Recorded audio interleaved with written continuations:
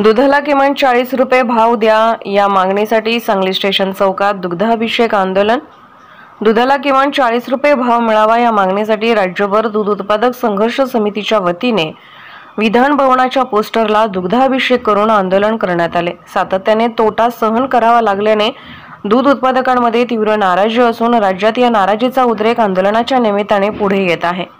उत्स्फूर्तपणे दूध उत्पादकांनी ठिकठिकाणी रास्ता रोको, उपोषणे, निदर्शने सुरू केली आहेत। सरकारने या सर्व आंदोलनाची दखल घ्यावी व दूध उत्पादकांच्या मागण्या मान्य कराव्यात असे आवाहन दूध उत्पादक शेतकरी संघर्ष समिती सरकारला करत आहे।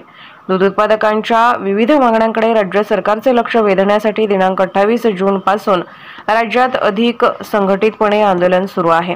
या आंदोलनाचा भाग म्हणून 1 जुलै रोजी सांगलीत स्टेशन चौकात दुग्धाभिषेक आंदोलन करण्यात आले। समविचारी विविध शेतकरी संघटना, कार्यकर्ते व आंदोलकांमध्ये समन्वय स्थापित करून आंदोलन तीव्र करण्यात येणार आहे। दुधाचा प्रश्न कायमस्वरूपी सोडवण्यासाठी तत्कालीन उपाययोजनांच्या बरोबरच दीर्घकालीन दूध धोरण तयार करण्याची नितांत आवश्यकता आहे। दुधाला उत्पादन खर्चावर आधारित योग्य भाव मिळावा यासाठी ऊसाप्रमाणे दुधालाही FRP व रेव्हेन्यू शेअरिंगचे धोरण लागू करावे। दुग्धमूल्य आयोगाची स्थापना करावी। पशुखाद्य व पशु औषधाचे दर नियंत्रित करावेत। खाजगी व सहकारी दूध संघांना लागू होईल असा लुटमार विरोधी कायदा करावा। दूध भेसळ रोखावी। अनिष्ट ब्रँडवर रोखण्यासाठी एक राज्य एक ब्रँड धोरणाचा स्वीकार करावा। मिल्कोमीटर व वजन काट्यात होणारी दूध उत्पादकांची लुटमार थांबवण्यासाठी तालुकानिहाय स्वतंत्र तपासणी निरीक्षकांची नियुक्ती करावी। शासकीय अनुदानातून पशु आरोग्य विमा योजना सुरू करावी। या मागण्या संघर्ष समिती करत आहे। राज्य सरकारने दूध उत्पादकांच्या या मागण्यांची तातडीने दखल घ्यावी असे आवाहन करण्यात येत आहे। दिनांक 28 जून पासून सुरू झालेल्या या आंदोलनाची व्याप्ती राज्यभर विस्तारणार असून राज्य सरकारने या पार्श्वभूमीवर दूध उत्पादकांचा अधिक अंत पाहू नये असे आवाहन करण्यात येत आहे। आजच्या या आंदोलनात उमेश देशमुख, सतीश साखळकर, डॉ. संजय पाटील, नितीन चव्हाण, विजय बचाटे, रियाज जमादार, वर्षा गडचे, उदय पाटील इत्यादी उपस्थित होते। गाईच्या दुधाला 40 रुपये भाव मिळालाच पाहिजे। गाईच्या दुधाला 40 रुपये भाव मिळालाच पाहिजे। गाईच्या दुधाला 40 रुपये भाव मिळालाच पाहिजे। दूध मुक्त आयात करणारे केंद्र सरकारचं दूध मुक्त आयात करणारे केंद्र सरकारचं दूध मुक्त आयात। आज महाराष्ट्रामध्ये गाईच्या दुधाचे दर कोसळलेले आहेत।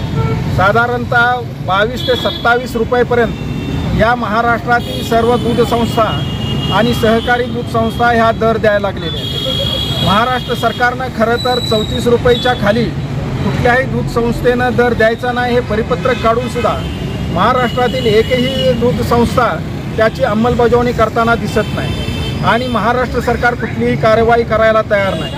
आज केंद्र सरकारनं दूध 10,000 टन दूध भुकटी ही आयात केलेली आहे आणि महाराष्ट्रामध्ये साधारणतः 3.5 लाख टन दूध भुकटी एकट्या महाराष्ट्रात पडून आहे।